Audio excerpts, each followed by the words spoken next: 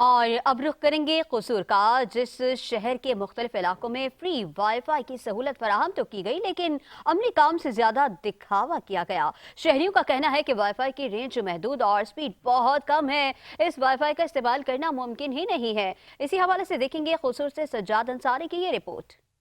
वज़ीर आला पंजाब मरियम नवाज की हदायत पर कसूर शहर के मुख्तलिफ पॉइंट्स पर लगाए गए फ्री वाईफाई डिवाइसेस की कारकर्दगी नहायत नाकस होने की वजह से सार्फिन को फ्री वाईफाई इंटरनेट की रफ्तार में शदीद मुश्किलात का सामना करना पड़ रहा है। मुकामी रहायशियों का कहना है कि इस सहूलत का मकसद अवाम की मदद था, लेकिन नाकस मनसूबा बंदी के बाइस ये सिर्फ नुमाइशी मनसूबा बन के रह गया है। इस हवाले से शहरियों का बात करते हुए कहना था कि इसकी जो रेंज है इतनी कम है कि 10 फुट से मजीद मैं आगे चला जाऊंगा तो इसकी जो सिग्नल है वो आउट हो जाएंगे। इसका फ़ायदा आबादी वाले इलाके में होना चाहिए। शहर के मुतअद्दिद पॉइंट पे ये इंस्टॉल किए गए हैं, जिस तरह के कसूर गार्डन के बिल्कुल सामने है, वहाँ पे भी कोई आबादी नहीं है। या तो इसको अंदर इंस्टॉल किया जाए, जो आने वाले वहाँ पे लोग होंगे वो इससे इंजॉय कर सकें, इसको यूज़ कर सकें, ये तो सहूलत होगी।